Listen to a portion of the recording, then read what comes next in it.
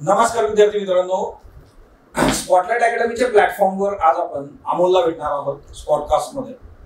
PSI परीक्षा 2022 मधून महाराष्ट्रामध्ये सर्वप्रथम आलेला कॅन्डिडेट जो आहे आज तुमच्याशी बोलणार आहे। मुळात एखाद्या परीक्षेतून जे आहे पहिला क्रमांक मिळवणं राज्यामधून ही एक जी आहे एक प्रोसेस आहे जिच्यामध्ये हार्डवर्क आहे, स्मार्ट वर्क आहे। सो सर्वप्रथम अमोल तुझं खूप खूप अभिनंदन स्पॉटलाइट फॅमिली तर्फे। सो राज्यातून पहिला आल्यानंतर जे आहे तुझे फिलिंग्स काय होते? नमस्कार, प्रथमतः स्पॉटलाइट अकॅडमी तर्फे मला या प्लॅटफॉर्मवर बोलवलं त्याबद्दल सुशील बारे सर आणि यतीन गांधी सरांचे मी मनापासून आभार मानतो। ज्यावेळी पहिला नंबर आला हे समजलं मला त्यावेळी खूप आनंद झाला होता आणि मी पहिला फोन माझ्या आईवडिलांना केला। आई आजारी असल्यामुळे आईनं फोनवर आई बोलू शकली नाही, वडील फोनवर बोलले। त्यांची प्रतिक्रिया म्हणजे त्यांचा पहिला शब्द असा होता की झालं एकदाशी, आणि त्यांना खरंच खूप म्हणजे असं सुचायचं बंद झालं। ते पळत त्यांच्या जवळच्या मित्राजवळ गेले आणि सांगितले की माझा मुलगा फौजदार झाला आणि राज्यात पहिला। सो हे बघा ते म्हणजे याच्या फिलिंग्स असतात बघा, म्हणजे आई वडिलांनी बरेचसे कष्ट आपल्यासाठी जे आहे तर ते घेतलेले असतात। आपण इथपर्यंत येतो किंवा त्यांना जे काही फेस करावं लागतं ते कुठली गोष्ट आपल्यापर्यंत पोहोचू देत नाही। सो जसे ते त्यांच्या मित्रांकडे गेले होते तसे तुमचे पण काही मित्र असतील बघा की जे या प्रोसेसमध्ये तुमच्या बरोबर होते।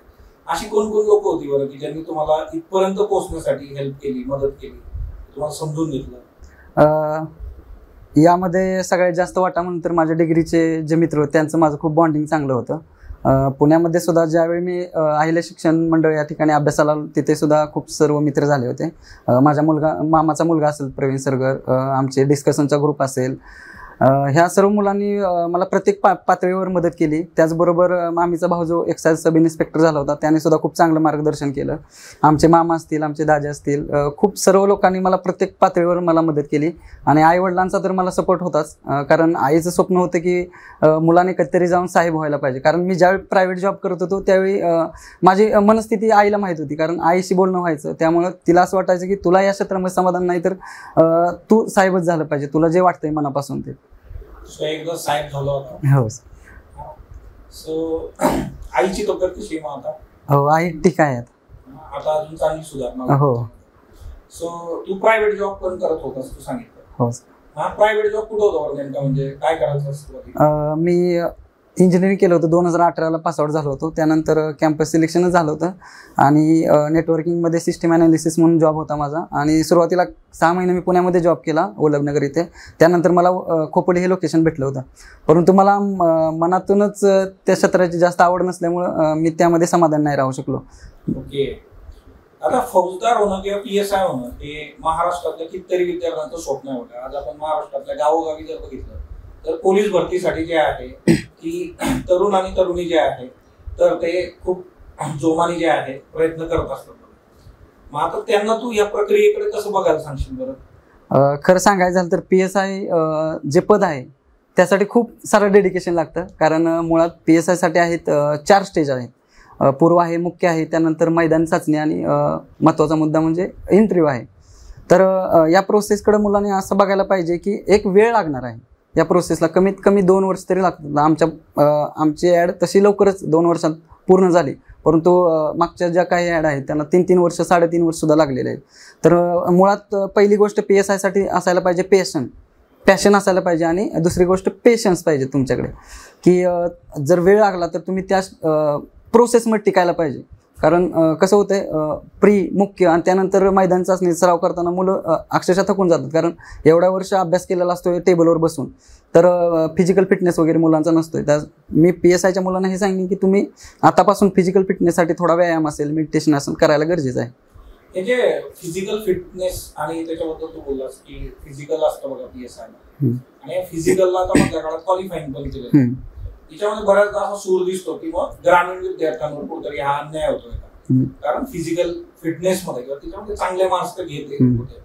सो त्याला तू कसं बघतोस बरं? सर, मला असं वाटतं की जे माझे वैयक्तिक विचार मी सांगतो, फिजिकल जे 100 मार्क आहेत ते आयोगाने पहिल्यासारखेच काउंट करायला पाहिजेत असं मला वाटतं, कारण ग्रामीण भागातला जास्त क्राऊड आहे तो PSIचा शौकीन जास्त असतो, आणि PSI एक पॅशन असतं बऱ्याच मुलांचं। त्यासाठी फिजिकल फिट असणारी मुलं सुद्धा प्रशासनात जायला हवी, परंतु मागच्या काही वर्षामध्ये आयोगाचा काय म्हणजे त्यांचं काय विचार असतील की मुळात 60 मार्क असतील, 70 मार्क असतील, ॲटलिस्ट फिजिकल थोडासा जरी फिट असेल तर तो PSI साठी बौद्धिक क्षमतेवर मुलगा प्रशासनात आला पाहिजे असं आयोगाचं मत असेल. पण मला वाटतं की फिजिकल 100 मार्काचा असायला पाहिजे. ओके. आणि हा सगळा जो प्रवास तू सांगितला हे टप्पे आहे, तुझा प्रवास कसा होता बरं एकंदरीत हा सगळा? मी सुरुवातीपासून थोडा प्रवास सांगतो.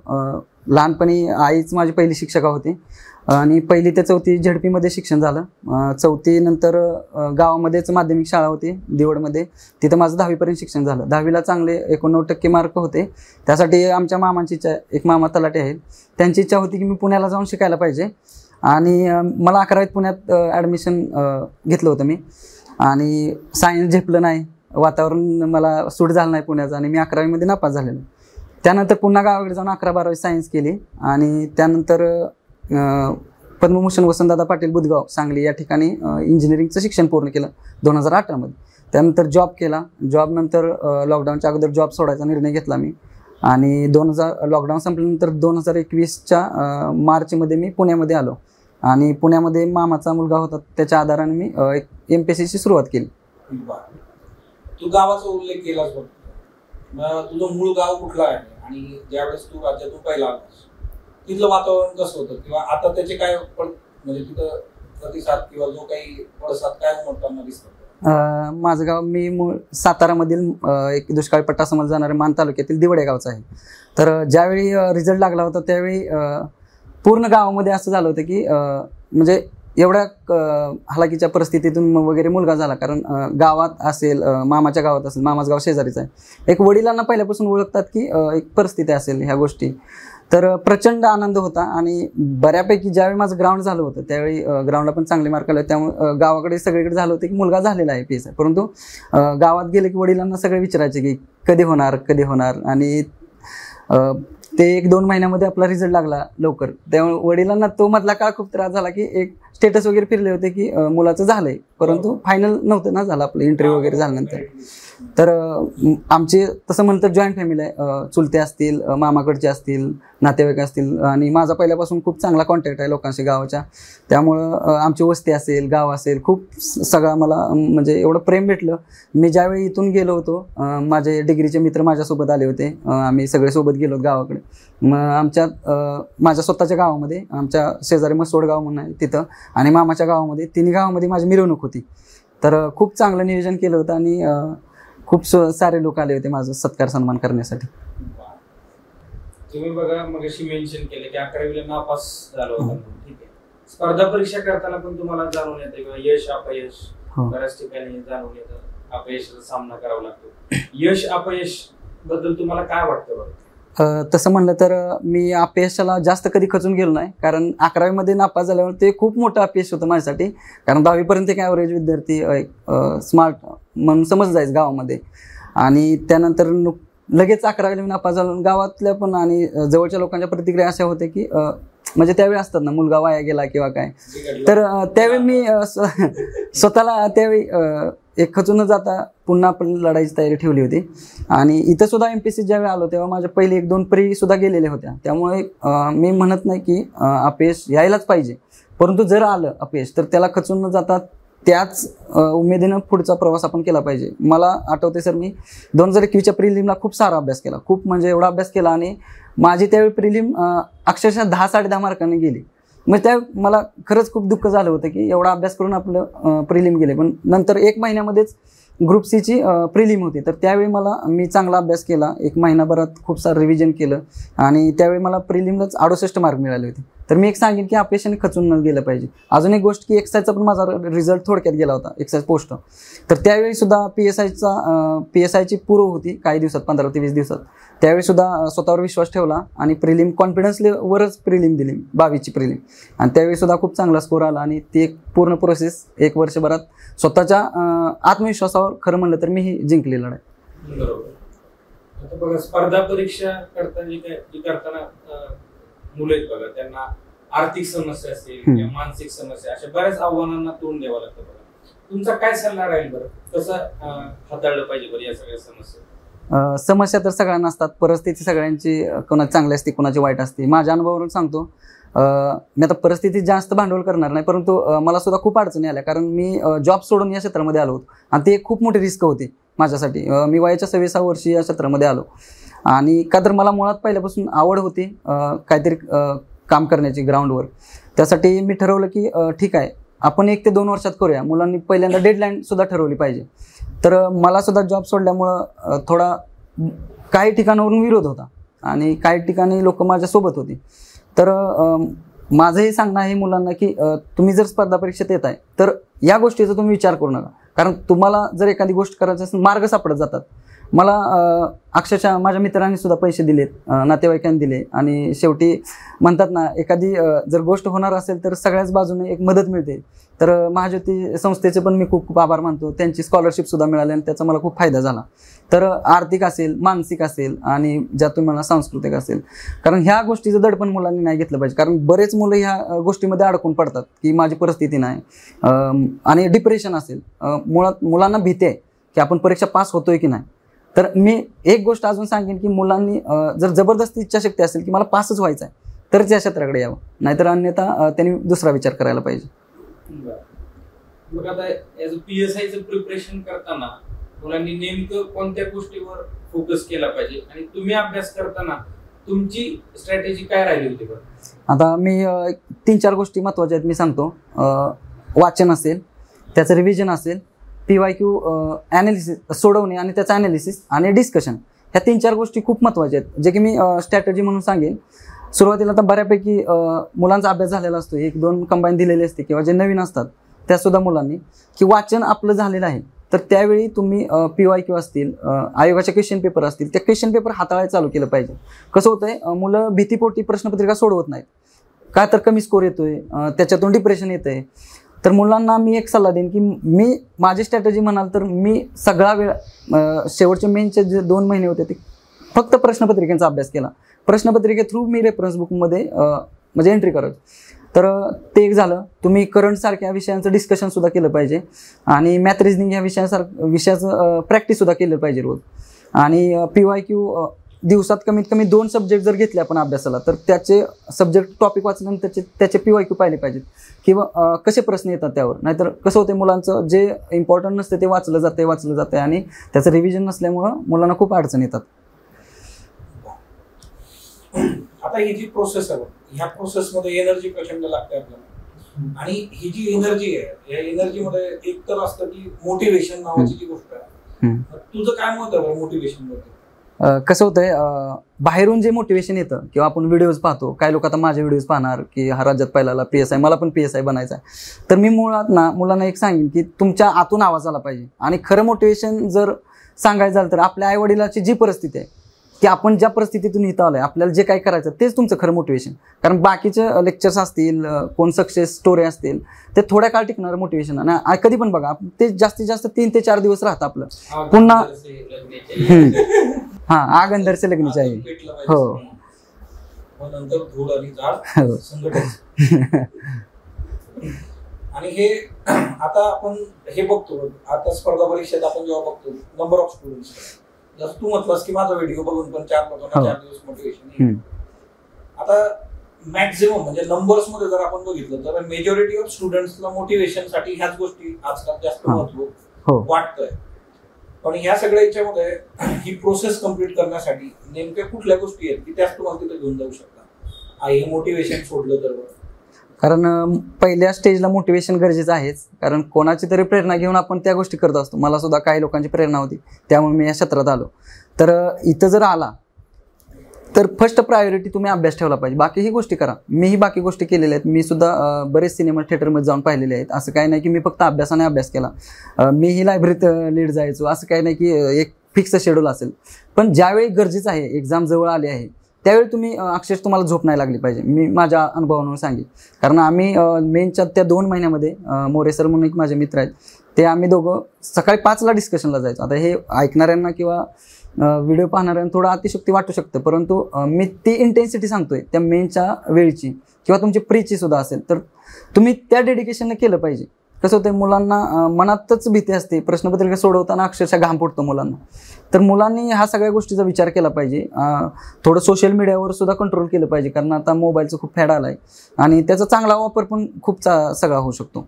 तू वापरतोस का सोशल मीडिया? मी खरं सांगायचं झालं तर मला व्हॉट्सअपचा खूप म्हणजे अशी सवय होती आणि मी त्यावेळी ठरवलं ज्या गोष्टीतून आपल्याला डिस्टर्ब होतोय ती गोष्टच आपण त्याग करून टाकायची. मी 3 वर्ष व्हॉट्सअप वापरत नव्हतो. ओके. आता सोशल मीडियाच्या माध्यमातून बरंचसं मटेरियल जे आहे स्पर्धा परीक्षा येत असतं आणि बऱ्याचदा कळत नकळत काय होतं की विद्यार्थ्यांना भरपूर वेळ जो असतो त्याच्या मागेच जातो. हो sir. At a time number of channel subscribe केलेले असतात, मग त्याच्यातून खरंच ते गरजेचं आहे का? तर मग त्याच्यातल्या गोष्टी कशा चूज करायच्या की मला हेच घ्यायचं, हे सोडायचं, तू असं काही केलं होतं? मी केलं होतं सर, कारण मला सुद्धा मी चार्जिंग पॉईंट जिथे असतो तिथं मी बसायचो आणि एक अवांतर चालू व्हायचं. पॉलिटिकल न्यूज असतील, रील्स असतील, मग वेळ गेलेला मला समजायचं नाही. नंतर आमचेच मित्र आहेत काय, आम्ही त्यांच्यासोबत एक बीट लावली की ज्यावेळी टेबलवर बसाल त्यावेळी मोबाईल यूज करायचा नाही आणि दुसरं काय पाहताना अभ्यासा रिलेटेड दुसरं काय पाहताना सापडलं तर पार्टी द्यायची. म्हणजे प्रत्येकाने आपापलं ठरवायचं की ह्या गोष्टीवर कशा कंट्रोल करायचं. तर आम्ही एक तो वे ठरवला होता. माझे मित्र आहेत, आकाश मुन्ना आहे, वैभव मुन्ना आहेत आणि एक मित्र आहे, अजून एक गोष्ट सांगतो, वैभव काळे म्हणून. तर तो मला एक प्रेरणा देण्यासाठी म्हणत असेल किंवा काय की माझी चर्चा असायची ना जेवताना वगैरे की मी राज्यात पहिलाच येणार आहे. तर तो मला म्हणायचा की जर राज्यात पहिला आला तर तुझा पोस्टर लावेल मी आहिले देवी समोर. तर असं सुद्धा किस्से आहेत, त्यामुळे त्यातून सुद्धा एक ऊर्जा मिळाली. लागला पोस्टर. हो, पोस्टर लागला आणि पेढे सुद्धा वाटले त्यांनी. सो आपण तुमचं जे ठरलं होतं की जर मोबाईल बघितला तर पार्टी द्यायची, अशा पार्ट्या भेटल्या का दिल्या तू नंतर काही भेटलं का? नाही सर, एक सुद्धा मला केलं, एक सुद्धा पार्टी मला तर द्यावी लागली नाही. भेटल्या दुसऱ्यांच्या. आता बघ सध्या आपण जर बघितलं आताची जी परिस्थिती आहे, म्हणजे टिपिकल आपण जर कंबाईन संबंधित परीक्षेचा विचार केला तर आता जवळपास वर्षभर झालं आपण वाट बघतोय, विद्यार्थी वाट बघतात, प्रिपेअर करतात, पण तिथं नोटिफिकेशन नाहीये, ऍड नाहीये. हा जो काळ असतो असा की जिच्यामध्ये विद्यार्थी लेथार्जिक होऊन जातो एका विशिष्ट याच्यानंतर, तो प्रयत्न करत असतो पण ते हाताला काही लागत नाही, की समोर टार्गेट नाही. अशा कालावधीमध्ये स्पर्धा परीक्षार्थ्यांनी काय केलं पाहिजे? सर कसं आहे, आता डेट नाही ते एक्झामची, परंतु आपल्याला एक टेंटेटिव्ह डेट तरी माहीत आहे की 2.5 महिन्याचा वेळ भेटू शकतो, 3 महिन्याचा वेळ भेटू शकतो. तर आता बऱ्याच ठिकाणी कसं असं डल झालंय वातावरण सगळं, मुलांना अभ्यास करण्याची जास्त इंटेन्सिटी म्हणजे ते जे तीव्रता म्हणतो आपण ते सापडत नाही. तर मुलांनी ह्या वेळेमध्ये एक विचार करायचा आहे की आपण अभ्यास करत नाही पण कोणी ना कोणी अभ्यास करत असणार आहे, कारण स्पर्धा खूप भयंकर आहे. तर हा जो वेळ आहे तो वेळ मुलांनी एक सातत्य तरी ठेवलं पाहिजे. ॲटलिस्ट तुमचा अभ्यास कमी होऊ द्या, जे 10-12 तास अभ्यास होते तिथं 6 तास होऊ द्या, 8 तास होते, पण एक अभ्यासामध्ये सातत्य ठेवलं पाहिजे. आणि ज्या कोणत्या गोष्टी आपल्या कंप्लीट करायच्या राहिलेत त्या सगळ्या कंप्लीट केल्या पाहिजेत. मी अजून एक मुद्दा सांगेन की तुम्ही जर वेळ आहे तर आता लोकसंख्या चॅप्टर, तर लोकसंख्या तुम्ही पूर्णपणे करा ना. एखादा प्रश्न आला तर आपलं जायला नाही पाहिजे. लोकसंख्या करा, घनता करा, लिंग गुणोत्तर, जिल्हा वाईज असेल ते सुद्धा करा, उतरता क्रम, चढता क्रम, किंवा पॉलिटीचे आर्टिकल असतील, घटना दुरुस्ती असतील, ह्या सगळ्या गोष्टी करा आणि त्याच्यावर प्रश्न डायरेक्टली पडलेले आहेत. तर तुम्हाला वेळ आहे तर ह्या तुम्ही गोष्टी डिस्कशनच्या माध्यमातून असेल, पाठांतर डायरेक्ट तुम्ही एकदा तोंडपाठ करून टाका. इकॉनॉमीच्या दारिद्र्याचे जे आकडेवारी असेल ते एकदाच पाठ करून टाका, कारण आता पूर्वला जेवढा तुम्ही चांगला अभ्यास कराल तेवढा मेन्सला कंबाईनच्या दुसऱ्या पेपरला तोच सिलेबस आहे. त्यामुळं आता जर प्रीचा चांगला अभ्यास केला तर तुम्हाला मेनच्या दुसऱ्या पेपरसाठी खूप फायदा होईल. तू ग्रुप डिस्कशनचं पण महत्व सांगितलं, तुझे सिनियर होते आणि तुम्ही डिस्कशन करत. एक ग्रुप डिस्कशन कितपत जे आहे, बऱ्याचदा आता एक ट्रेंड असतो की हा ग्रुप डिस्कशन करायचं, मग एक ग्रुप फ्रेम करायचा, त्याच्यात कोणाला घ्यायचं, काही लोक ऍक्टिव्ह, काही दिवसांनी ते ऍक्टिव्हिटी बंद पडते. त्याच्या बाबतीत काय काळजी घेतली पाहिजे? मी सांगेन सुरुवातीला आमचा एक 5 जणांचा ग्रुप होता, जरा जास्तच होते, पण ते 5 होते ते एकदम खतरनाक होते. आमचे संजय माने सर असतील, अनिल देवकते, प्रवीण सर आणि महेश, असा आमचा सुरुवातीला 2021च्या प्री पासूनचा ग्रुप होता. त्या ग्रुपमधून एवढ्या सगळ्या गोष्टी क्लिअर झाल्या आणि एक अभ्यास करण्याची पद्धत आम्हाला मिळाली. आम्ही जास्त नाही 2च तास डिस्कशन करायचो, पण एक्झॅक्ट त्या टाइमला आम्ही तिथं असायचो आणि तो टाइम संपल्यानंतर तिथून लिहायचो. तर एवढं इफेक्टिव्ह डिस्कशन झालं होतं आमचं. आणि अभ्यास असेल, बाकीच्या गोष्टी सुद्धा चर्चा व्हायच्या, परंतु डिस्कशनमधून बऱ्याच गोष्टी क्लिअर होतात असं मी सांगतो, कारण काही गोष्टी आपल्या पाठांतर होत नाहीत एकट्याला, त्यासाठी त्या डिस्कशनमधून पाठ होतात. आणि करंटसाठी तर डिस्कशन खूप गरजेचं आहे. अजून एक गोष्ट मी ॲड करू शकतो. आता साधारण 3 महिने पकडा, कंबाईनसाठी. तर या 2 महिन्यामध्ये तुम्ही जो काय अभ्यास आहे तो कव्हर करून शेवटचा जो 1 महिना आहे तो मी तर सजेस्ट करेन की रोज एक प्रश्नपत्रिका सोडवायला पाहिजे आणि त्याचं 1 ते 2 तास ॲनालिसिस केलं पाहिजे. तर प्रश्नपत्रिका सोडवताना मी जी काळजी घ्यायची आहे, टेस्ट सिरीज असेल किंवा आयोगाचे असतील, तर एक मी सांगतो की तुम्ही सुरुवातीला प्रॉपर 1 तास टाईम लावायला पाहिजे. आणि टाईम मॅनेजमेंट खूप महत्त्वाचं आहे कंबाईनसाठी, कारण 1 तास असतो. तर क्वेश्चन रिडिंगचं स्पीड असेल, तुमच्या ज्या सिली मिस्टेक होतात किंवा पेपर कव्हर न होणे, ह्या ज्या चुका आहेत त्या तुम्ही वारंवार टेस्ट सिरीज सोडवून प्रश्नपत्रिका सोडून त्या तुमच्या कव्हर होणार आहेत. तर गोल करण्याची पद्धत असेल तुमची, तर ह्या गोष्टी तुम्ही ज्यावेळी प्रॅक्टिस करता त्यावेळी त्या तुमच्या गोष्टी डेव्हलप होत जातात. तर मुलांनी अजिबात न घाबरता, मार्कांचा विचार न करता तुम्ही प्रॅक्टिस ॲटलिस्ट शेवटच्या महिन्याभर तरी, परीक्षेच्या अगोदर तरी कोणाची टेस्ट सिरीज असेल समजा तरी लावू शकता आणि तुम्ही स्वतःसुद्धा सोडवू शकता आणि त्याचं चांगलं ॲनालिसिस करू शकता. बरं, काय टेस्ट सिरीजच्या बाबतीमध्ये असं माझ्या निदर्शनास आलं आहे की झेरॉक्स वरून पंच घ्यायचा आणि मग ते सोडवायचं. त्याच्यामध्ये सेल्फ डिसिप्लिनचा रोल फार मेजर असतो, ते झालं पाहिजे असतो. 1-2 केलं नाही तर तो गठ्ठा तसाच पडला आहे असं आपल्याला निदर्शनास आलं. सो एकंदर जे आहे की विद्यार्थ्यांनी त्या टेस्ट सिरीज खरंच सिन्सिअरली सोडवणं आणि त्याचं अनालिसिस करणं, त्याचं महत्व अमोलने आपल्याला सांगितलं होतं, फार महत्वाचं आहे. कारण आपण काय वाचतो रिप्रोड्युसर्स करता नाही आलं तर मग त्याला काही ऍसेच राहत नाही. या सगळ्या प्रोसेसचा एकच कन्क्लुजन की तुम्ही एवढा वर्षभर अभ्यास करताय, तुम्ही जर आयोगाला जिथं 1 तास आपल्याला तिथं ज्या गोष्टीसाठी द्यायचं आहे त्याचं जर तुम्ही प्रॅक्टिस नाही केलं तर मग काहीच फायदा नाही अभ्यासाचा. कारण मुलांच्या ज्या काही चुका होतात त्या आयोगाच्या पेपरमध्ये होतात, त्या जर तुमच्या टेस्ट सिरीजमध्ये झाल्या किंवा आयोगाच्या पेपर सोडताना झाल्या तर तुम्ही आयोगाला ज्यावेळी पेपरला बसता 1 तास त्यावेळी तुम्हाला सगळ्या गोष्टी तिथं कळून येतात, त्या चुका कमी होतात. आता जसं आपण सोशल मीडियाबद्दल बोललो बघा, युट्यूबवर भरपूर व्हिडिओ आहेत. 5 मिनिटात 20 मार्क वाढा, 10 मिनिटामध्ये 50 मार्क, 60+1 असे व्हिडिओ कधी बघितले असेल?